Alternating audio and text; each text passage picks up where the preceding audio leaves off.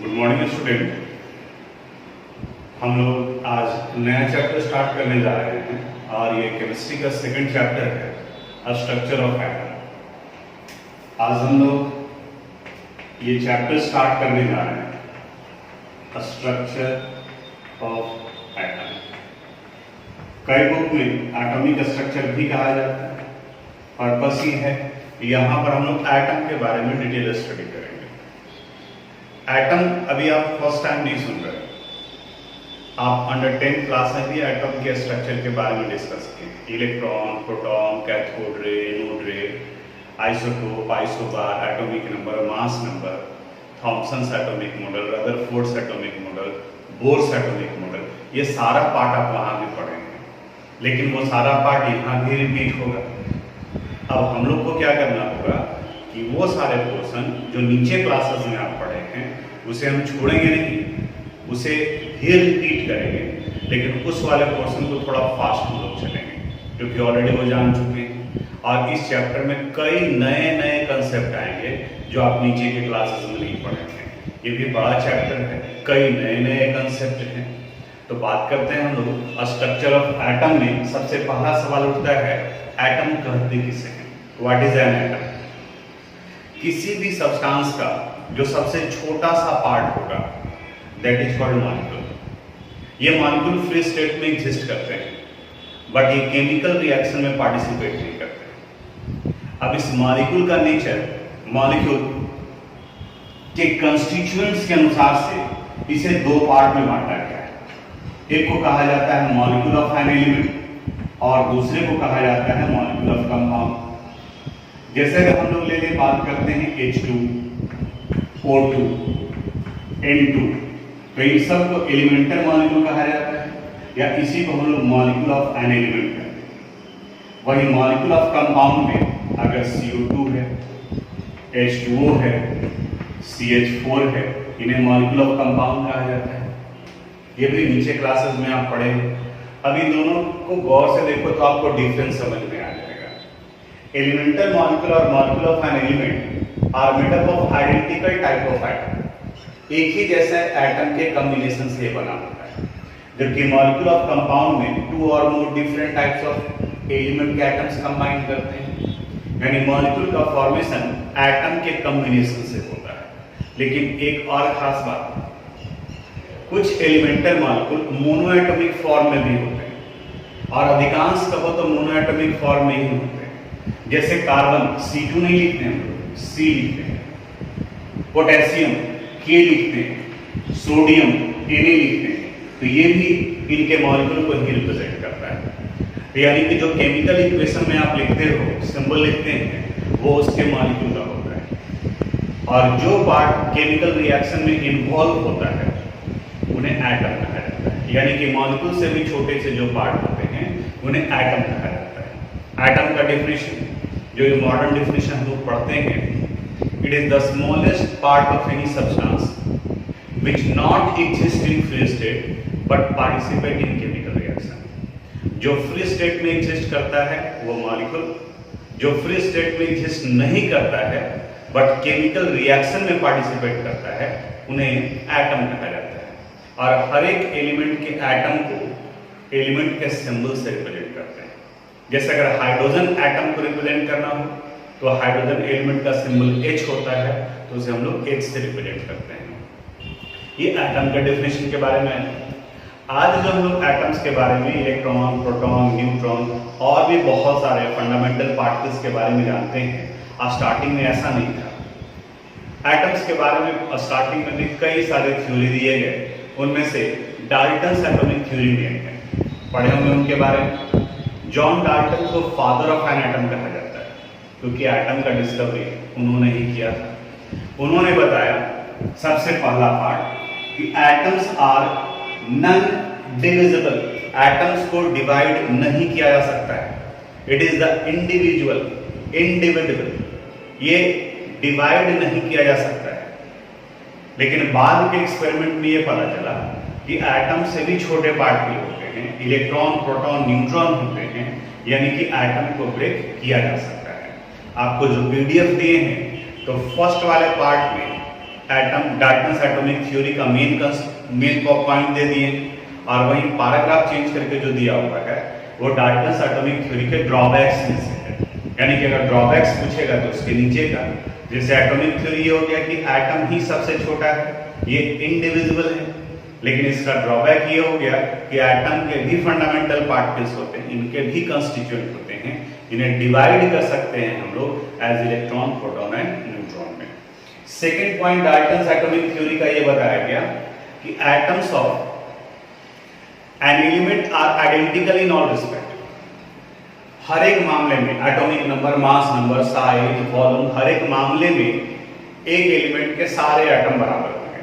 लेकिन जब आइसोटोप का डिस्कवरी हुआ, जैसे कार्बन के आइसोटोप्स में आते हैं C612 एंड C614, अब इन दोनों को देखो, ये भी कार्बन के ही एटम है, ये भी कार्बन के ही एटम है, एटॉमिक नंबर तो सेम है, लेकिन दोनों का मास नंबर क्या हो गया, अलग अलग हो गया। तो ये डाल्टन्स एटॉमिक थ्योरी को गलत करता है, क्योंकि डाल्टन्स एटॉमिक थ्योरी के अनुसार से तो एटम आइडेंटिकल नेचर के होने चाहिए, लेकिन यहाँ पर ये पॉइंट जो वो डिफर कर रहा है। फिर थर्ड इंपॉर्टेंट पॉइंट में इन्होंने बताया था कि अलग अलग एलिमेंट के एटम्स के बीच में किसी तरह का कोई सिमिलरिटी नहीं होगा, वो हर एक मामले में डिफर करेंगे। लेकिन जब आइसोबार का डिस्कवरी हुआ, आगे हम लोग डिफिनेशन भी पढ़ेंगे आइसोबार के बारे में, जैसे C614 और N714, इन दोनों में देखो तो सभी अलग अलग हैं, लेकिन यहाँ पर ये भी 14 है और ये भी 14 है। तो डाल्टन्स के अनुसार से कोई कॉमन नहीं हो सकता है, किसी भी तरह का कोई सिमिलरिटी नहीं हो सकता है, लेकिन यहाँ पर ये सिमिलरिटी हो रहा है, दोनों का मास नंबर जो है बराबर हो गया। तो ये कुछ डाल्टन्स के एटॉमिक थ्योरी के ड्रॉबैक्स में से थे, ये डाल्टन्स का हुआ। फिर आज के डेट में हम लोग जानते हैं कि एटम में 3 मेन फंडामेंटल पार्टिकल्स हैं। आपके लेवल में सिर्फ ये 3 ही मान करके चलो, बाकी जैसे जैसे आप पढ़ना शुरू करोगे तो आपको पता चलेगा कि इस इलेक्ट्रॉन, प्रोटॉन, न्यूट्रॉन के अलावा भी बहुत सारे पार्टिकल्स हैं, सब एटॉमिक पार्टिकल्स इन्हें कहा जाता है, जिनमें से कुछ एक आप फिजिक्स में पढ़ोगे भी, बीटा पार्टिकल के बारे में, पॉजिट्रॉन के बारे में, न्यूट्रिनो के बारे में, तो ये सारे टर्म आएंगे, तो ये सभी न्यूक्लियस में पाए जाते हैं। बट यहाँ हम लोग सिर्फ उन्हीं के बारे में बात करते हैं। तो इलेक्ट्रॉन, प्रोटॉन और न्यूट्रॉन का डिस्कवरी कैथोड रे और एनोड रे की डिस्कवरी से हुआ। कैथोड रे के बारे में थोड़ा सा, ये पार्ट भी आपका अंडर 10th क्लास में पढ़ा हुआ है, लेकिन इसको भी थोड़ा सा डिस्कस करते हैं हम लोग। एक डिस्चार्ज ट्यूब लिया गया, इस डिस्चार्ज ट्यूब में 2 इलेक्ट्रोड्स करंट कंडक्टिंग मटेरियल को कहा जाता है, और इसे बैटरी से कनेक्ट कर दिया गया। एक निगेटिवली चार्ज था, इस निगेटिवली चार्ज इलेक्ट्रोड को कैथोड कहा गया, और दूसरा पॉजिटिवली चार्ज इलेक्ट्रोड था, इस पॉजिटिवली चार्ज इलेक्ट्रोड को एनोड कहा गया। इस जगह पर एयर बाहर करने के लिए, वैक्यूम क्रिएट करने के लिए यहां पर एक पंप लगा होता है, जिससे इसके अंदर के एयर को हम लोग खींच सकते हैं। नॉर्मल कंडीशंस में जब इलेक्ट्रिसिटी सप्लाई किया गया तो किसी तरह का कोई चेंजेस नजर नहीं आया, क्योंकि एयर इंसुलेटर की तरह बिहेव करता है। तो साइंटिस्ट और जनरल लोगों में फर्क क्या है, हम देखते हैं बस हो गया कि हाँ हो रहा है, नहीं हो रहा है, बस खत्म हो गया। साइंटिस्ट लोग उन्हीं चीजों को खोजते हैं कि अगर ये ऐसा हो रहा है तो क्या इसके कंडीशन को चेंज करने पर कोई दूसरा ऑब्जर्वेशन मिल सकता है।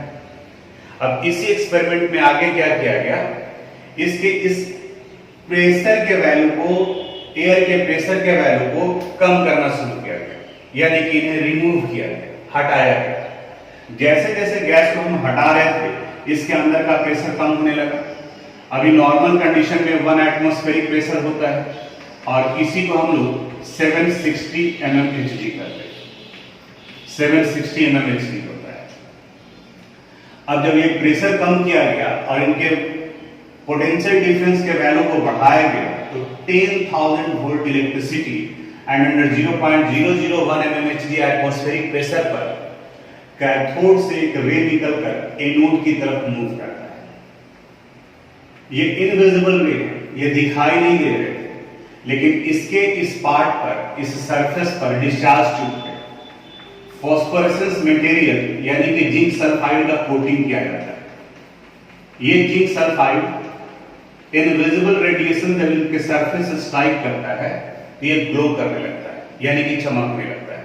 तो इसका ये चमकना इंडिकेट कर रहा था कि सामने से कोई रे आ रहा था, और ये जो कैथोड से रे निकलकर एनोड की तरफ मूव कर रहे थे, इसी रे को कैथोड रे कहा गया। तो सिंपल अगर कहा जाए कि what is cathode ray, the ray emitted from cathode and goes towards anode in discharge tube under very low pressure and high potential difference and voltage is called cathode ray, जिन्हें cathode ray कहा गया। अब इस cathode ray के properties का study किया गया जब इसके सामने में माइका व्हील को रखा गया तो ये रोटेट करने लगा। तो रोटेट करने लगा इसका मतलब ये हुआ कि इसके ऊपर में ये प्रेशर एग्जर्ट कर रहा है, तो ये रोटेट कर रहा है, ये ऑब्जर्वेशन हुआ, और इस ऑब्जर्वेशन की वजह से कंक्लूजन ये आया कि ये मैकेनिकल इफेक्ट प्रोड्यूस करता है, इसमें पार्टिकल लाइक प्रॉपर्टीज पाया जाता है। जब इसके चारों तरफ में इस कैथोड रे में एक तरफ में पॉजिटिव प्लेट और दूसरी तरफ में निगेटिव प्लेट रखा गया, तो ये रे पॉजिटिव की तरफ में मूव कर जाता है। तो इसका मतलब ये हुआ कि कैथोड रे जिस पार्टिकल से मिलकर बना हुआ है वो निगेटिवली चार्ज है, क्योंकि जब निगेटिव है तभी ये पॉजिटिव की तरफ में मूव कर सकता है। जब इसके सामने में किसी ओपेक ऑब्जेक्ट को रखा गया तो उसके शैडो का फॉर्मेशन हो रहा है, तो ये इंडिकेट करता है कि ये स्ट्रेट लाइन में ट्रेवल करते हैं। तो मेन पॉइंट को याद रखो, जो काम का बात है, जो आगे जरूरत है, ये सारा कुछ आपका अंडर 10th में पढ़ा हुआ है। यहाँ भी आप बुक डालोगे, बुक पढ़ोगे, वहां पर भी आपको क्लियर होगा। मेन कैथोड रे है क्या? The ray emitted from cathode and goes towards anode. Characteristics of cathode ray: it travel in a straight line. Straight line में ट्रेवल करता है। It is made up of negatively charge particle. कैसे पता चला? Because it move towards positive electric plate, positive plate की तरफ में ये जा रहा है।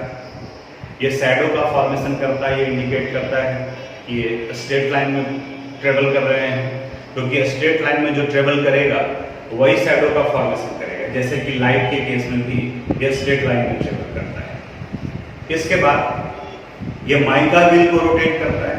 इसका मतलब ये हुआ कि ये मैकेनिकल इफेक्ट प्रोड्यूस करता है। अलग अलग गैस को लेकर के रखा गया और सभी में इसी तरह का प्रॉपर्टीज पाया गया, तो इसका मतलब ये हुआ कि कैथोड रे गैस के नेचर पर डिपेंड नहीं करता है। तो ये कुछ कैथोड रे, हम आपको पीडीएफ में भी इनके कैरेक्टरिस्टिक्स पॉइंट के बारे में लिखवा दिए। कैथोड रे के डिस्कवरी के बाद में साइंटिस्ट लोगों का ध्यान गया कि एटम्स इलेक्ट्रिकली न्यूट्रल होता है, यानी एटम्स के ऊपर में कोई चार्ज नहीं है। गैस डिस्चार्ज ट्यूब के अंदर में एयर डाला गया, गैस डाला गया और इनके भी कंस्टिट्यूएंट एटम ही थे, और इन्हीं से निगेटिवली चार्ज पार्टिकल निकला जो कैथोड रे का फॉर्मेशन किया है, जिससे जिनका नाम बाद में इलेक्ट्रॉन दिया गया। तो अगर निगेटिवली चार्ज पार्टिकल है तो न्यूट्रल होने के लिए कोई पॉजिटिवली चार्ज पार्टिकल भी होना चाहिए, और इसके ऊपर में वर्क किया गया, कई चेंजेस किए गए, और फाइनली जो चेंजेस में जहां कुछ पॉजिटिव रिजल्ट आया तो इस एक्सपेरिमेंट में परफोरेटेड कैथोड लिया। सब कुछ उसी तरीके से था। यहाँ ये जो कैथोड यूज किया गया था ये परफोरेटेड था, यानी कि इसमें होल थे। यानी इस तरीके से अगर हम लोग प्लेट लें तो इसमें इस तरीके से ऐसे ऐसे इस तरीके से करके होल, यहां इसे बैटरी से कनेक्ट किया गया।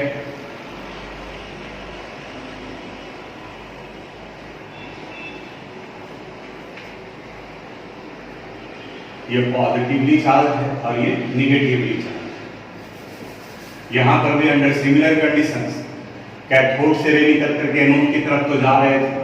सर्टेन टाइम के बाद में देखा गया कि यहाँ का ये पार्ट भी ग्लो करने लगा। ये तो इसका मतलब ये हुआ कि सामने से भी कुछ रे निकल कर आ रहे हैं, तो जो रे एनोड की तरफ से निकलकर कैथोड की तरफ जा रहा है, ये इस कैनाल से पार करके चले जाते हैं। दैट रे वाज कॉल्ड एनोड रे। तो सिंपल तरीके से अगर कहा जाए तो कैथोड रे जो कैथोड से इमिट होता है, एनोड रे जो एनोड से इमिट होता है, कहाँ इमिट होता है? इन डिस्चार्ज में। किस कंडीशन में इमिट होता है? Under very high potential difference, high voltage on supplying high electricity near about 10,000 volt electricity and very low pressure 0.001 mmHg atmospheric pressure पर जो कैथोड से रे निकलकर एनोड की तरफ जा रहा है उसे कैथोड रे, और जो एनोड से निकलकर कैथोड की तरफ में जा रहा है उसे एनोड रे कहा गया। इस एनोड रे के प्रॉपर्टीज का स्टडी किया गया उसी तरीके से। इसके रास्ते में भी अगर ओपेक ऑब्जेक्ट को डालते हैं तो इसके शैडो का फॉर्मेशन होता है।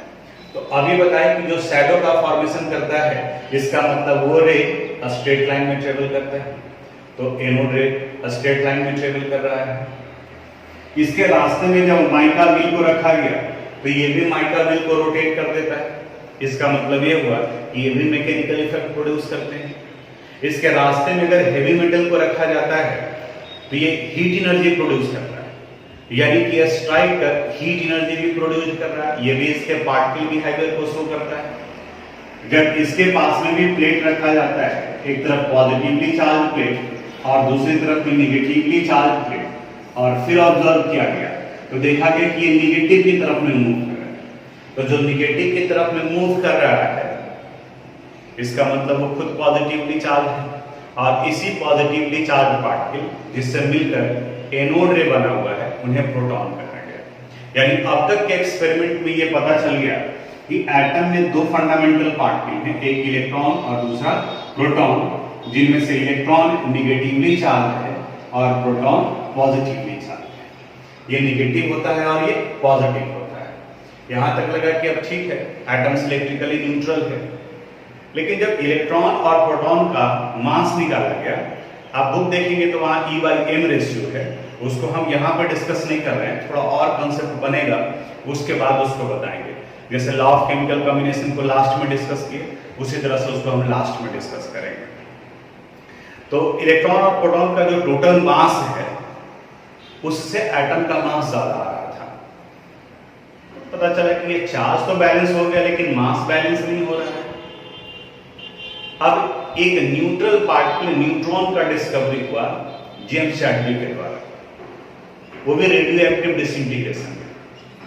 जब अल्फा पार्टिकल का बम्बार्डमेंट कराया गया बेरिलियम के ऊपर में, तो वहां पर एक न्यूट्रल पार्टिकल का हुआ, न्यूट्रल यानी जिसके ऊपर में कोई चार्ज नहीं है और जिनका मास प्रोटॉन के मास के बराबर में है, आप उसी न्यूट्रल पार्टिकल को न्यूट्रॉन नाम दिया गया। इनके ऊपर में कोई चार्ज नहीं होता है।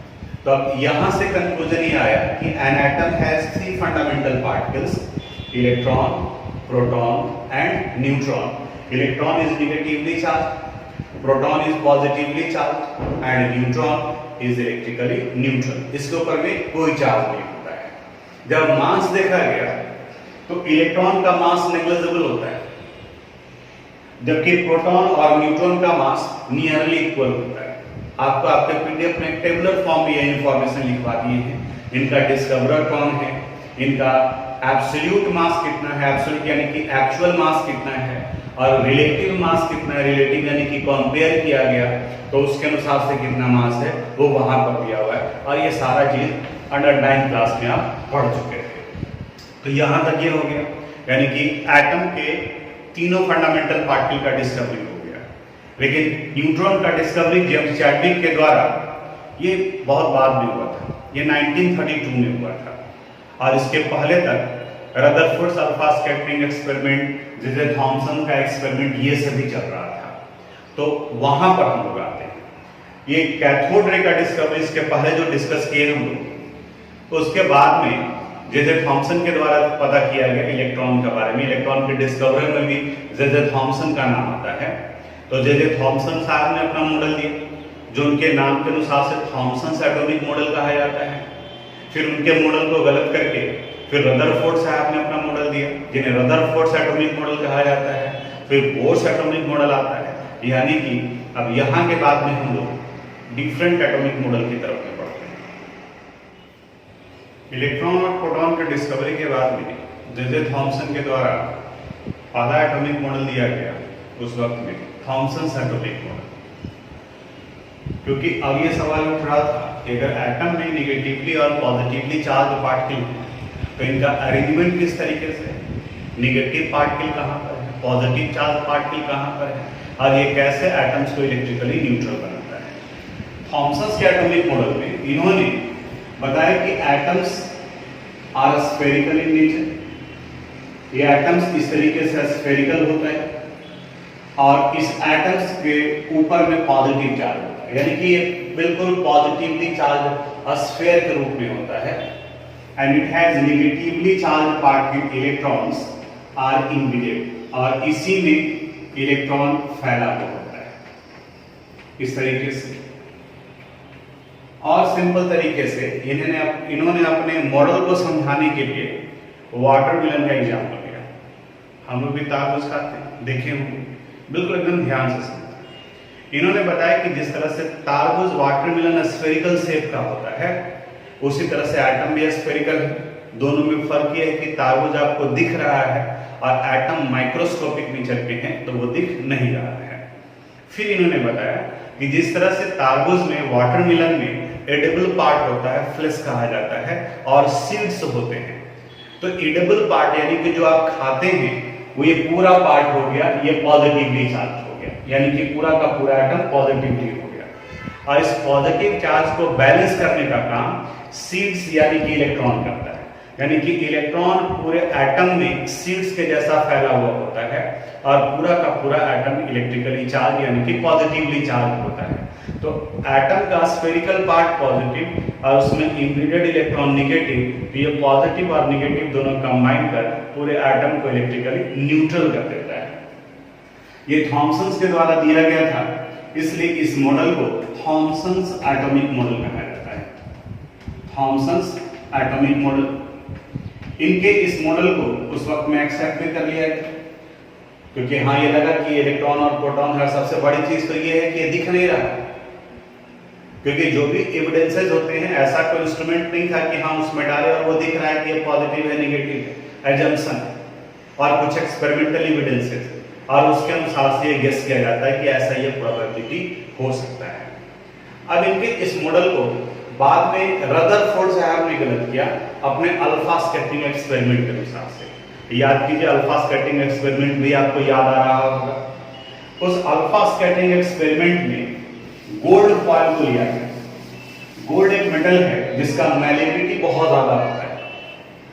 मैलिएबिलिटी यानी कि जिस प्रॉपर्टी की वजह से गोल्ड का पतला से पतला फॉयल बनाया जा सकता है, पत्थर बनाया जा सकता है, थिन फॉयल बनाया जा सकता है। तो इन्होंने गोल्ड को ही सिलेक्ट किया क्योंकि गोल्ड का मैलिएबिलिटी ज्यादा है, उसे बिल्कुल पतला किया जा सकता है। दूसरे मेटल को उतना पतला नहीं किया जा सकता है ताकि उसमें एटम कम हो। और समझाने के लिए यहाँ पर एक एटम को लेकर के चले, ये नहीं पता था कि कहाँ निगेटिव है कहाँ पॉजिटिव है। इस जगह से अल्फा रे पार कराया गया। अल्फा रे फिजिक्स में आप पढ़े हो, He24++ को कहा जाता है, यानी कि अल्फा रे पॉजिटिवली चार्ज रे है, ये रेडियो एक्टिव मटेरियल से निकलते हैं। यहाँ हम इतना ही बता सकते हैं आपको। तो ये अल्फा रे का इमिशन कराया गया और इस जगह पर बाकी का आपका फोटोग्राफिक प्लेट था, ऑब्जर्वेशन किया गया। ऑब्जर्व ये किया गया कि जब अल्फा रे को पार कराते हैं तो बहुत सारे अल्फा रे विदाउट एनी डेविएशन इसे पार करके चले जाते हैं। तो बगैर किसी डेविएशन के इसको पार करके चले गए। तो ये ऑब्जर्वेशन था और इससे कंक्लूजन ये निकला कि एटम इज एम्प्टी, एटम खाली है, एटम स्पेसियस है। क्योंकि अगर एटम में कुछ होता तो वहां पर वो टकरा कर रुकता या फिर उनमें रिपल्सन होता। तो ऑब्जर्वेशन हुआ कि अल्फा रे पार करके चले गए, कंक्लूजन ये आया कि एटम स्पेसियस है। दूसरा, कुछ अल्फा रे एटम के सेंट्रल पार्ट के पास से बेंड कर जाते हैं, मूव कर जाते हैं इस तरीके से। यहां ये बेंड कर गए, तो ये ऑब्जर्वेशन हुआ कि बेंड की, और कंक्लूजन ये आया कि बेंड कर रहा है, इसका मतलब ये अल्फा तो पॉजिटिव है, इसका मतलब एटम का सेंटर में भी कोई पॉजिटिव नेचर का होगा पार्ट। कुछ अल्फा रे स्ट्राइक कर बाउंस बैक कर जाता है, यानी कि टकरा कर फिर उसी रास्ते से वापस आ जाता है। यानी इसका सेंट्रल पार्ट जो कि पॉजिटिव नेचर का है और इतना ज्यादा डेंस है कि अल्फा रे टकरा करके वापस चला गया। ये अल्फा स्कैटरिंग एक्सपेरिमेंट का इंपॉर्टेंट 3 ऑब्जर्वेशन और कंक्लूजन था। फिर से बताते हैं। First observation, most of the alpha ray passes through the gold file without any deviation. ये ऑब्जर्वेशन हो गया। कंक्लूजन क्या है?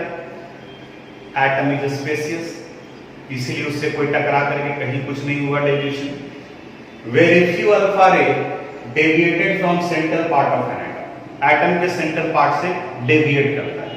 कंक्लूजन क्या है? The central part of an atom is positively charge.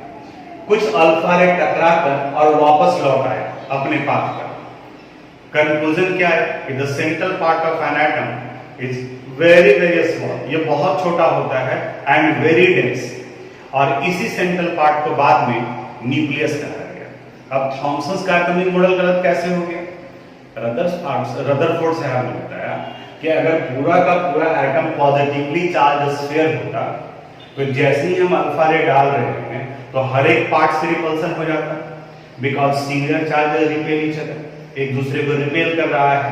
लेकिन ये तो पार करके चले गए, इसका मतलब एटम पॉजिटिवली चार्ज नहीं है।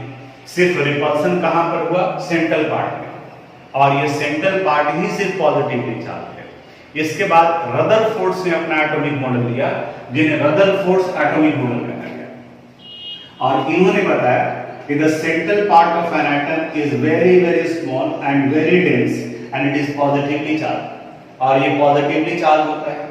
और इसी पॉजिटिवली चार्ज, जिन्हें न्यूक्लियस कहा गया, इसके चारों तरफ निगेटिवली चार्ज इलेक्ट्रॉन रिवॉल्व कर रहे होते हैं सर्कुलर पाथ पर, जिन्हें ऑर्बिट कहा गया। इसको समझाने के लिए इन्होंने सोलर सिस्टम का एग्जांपल लिया। इन्होंने बताया कि जैसे हम लोग ये जानते हैं कि हमारे सोलर सिस्टम में सेंटर में सन होता है और इसके चारों तरफ में प्लैनेट्स, जैसे कि हमारा अर्थ चारों तरफ में घूम रहा होता है।